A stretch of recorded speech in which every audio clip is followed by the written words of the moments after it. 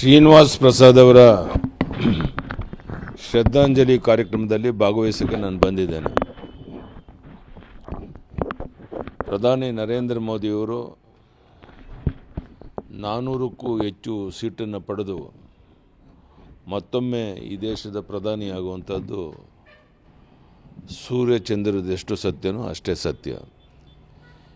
ಈಗಾಗಲೇ ಮುಂದೇನೇನು ಕಾರ್ಯಕ್ರಮಗಳು ಮಾಡಬೇಕು ಅನ್ನೋದ್ರ ಬಗ್ಗೆ ಈಗಾಗಲೇ ಪ್ರಧಾನಿ ನರೇಂದ್ರ ಮೋದಿಯವರು ತಮ್ಮದೇ ಆದಂಥ ಒಂದು ಚಿಂತನೆಗಳು ಪ್ರಾರಂಭ ಆಗಿರುವಂಥದ್ದು ಕೂಡ ನಮ್ಮ ನರೇಂದ್ರ ಮೋದಿಯವರ ಮುಂದಾಲೋಚನೆಗೆ ವಿಶೇಷ ಒಂದು ಕಾರಣ. ಇವತ್ತು ಕರ್ನಾಟಕದಲ್ಲಿ ನನ್ನ ಪ್ರಕಾರ 28ರಲ್ಲಿ ಕನಿಷ್ಠ 24-25 ಸೀಟ್ ಗೆಲ್ತೇವೆ ಅಂತ ಅವತ್ತಿಂದ ಹೇಳ್ತಾ ಇದ್ದೇನೆ. ಇವತ್ತು ನಿಮ್ಗೆ ಹೇಳ್ತಾ ಇದ್ದೇನೆ, 100ಕ್ಕೆ 100 ಅದರಲ್ಲಿ ಯಶಸ್ವಿ ಆಗ್ತೇವೆ ಅನ್ನೋಂಥ ವಿಶ್ವಾಸ ನನಗಿದೆ.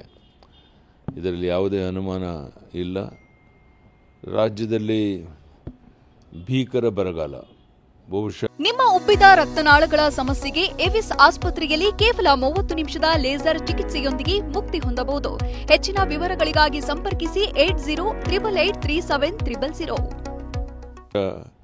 ಕರ್ನಾಟಕ ರಾಜ್ಯದ ಇತಿಹಾಸದಲ್ಲಿ ಹಿಂದೆಂದೂ ಈ ಥರ ಭೀಕರ ಬರಗಾಲ ನಾವು ಕಂಡಿರಲಿಲ್ಲ. ಕೆರೆಕಟ್ಟೆಗಳು ಬತ್ತಿ ಹೋಗಿದ್ದಾವೆ. ಒಂದು ಕಡೆ ಒಂದು ಬಿತ್ತನೆ ಕೆಲಸ ಪ್ರಾರಂಭ ಆಗಿಲ್ಲ, ಭೂಮಿನೂ ಸಿದ್ಧತೆ ಆಗಿಲ್ಲ. ಈ ರೀತಿಯ ಭೀಕರ ಬರಗಾಲ ಇವತ್ತು ನಮ್ಮ ತಿಂತಾ ಇದೆ. ಇದೆಲ್ಲಕ್ಕೂ ಸರ್ಕಾರ ಸೂಕ್ತವಾದ ಕ್ರಮವನ್ನು ತಗೊಂಡು ರೈತರ ಸಾಲ ಮನ್ನಾ ಮಾಡಿ ರೈತರ ನೆರವಿಗೆ ಬರಬೇಕು ಅಂಥೇಳಿ ನಾನು ಸರ್ಕಾರವನ್ನು ಈ ಸಂದರ್ಭದಲ್ಲಿ ಒತ್ತಾಯ ಮಾಡ್ತೇನೆ.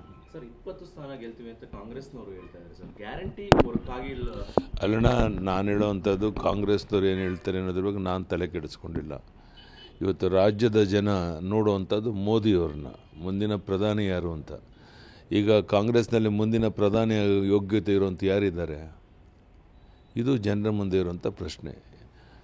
ವಿಧಾನಸಭಾ ಚುನಾವಣೆ ಆದಾಗ ಬೇರೆ ಎಲ್ಲ ಚರ್ಚೆಗಳಾಗ್ಬೋದು. ಈಗ ಲೋಕಸಭಾ ಚುನಾವಣೆ ಆಗಿರೋದ್ರಿಂದ ಜನ ನೋಡುವಂಥದ್ದು ಮುಂದಿನ ಪ್ರಧಾನಿ ಯಾರನ್ನು ಮಾಡಬೇಕು ಅನ್ನುವಂಥದ್ದು. ಈ ಹಿನ್ನೆಲೆಯಲ್ಲಿ ನನಗೆ 100ಕ್ಕೆ 100 ವಿಶ್ವಾಸ ಇದೆ. 400ಕ್ಕೂ ಹೆಚ್ಚು ಸೀಟ್ ಗೆದ್ದು ಮತ್ತೊಮ್ಮೆ ನರೇಂದ್ರ ಮೋದಿಯವರು ಈ ದೇಶದ ಪ್ರಧಾನಿ ಆಗ್ತಾರೆ.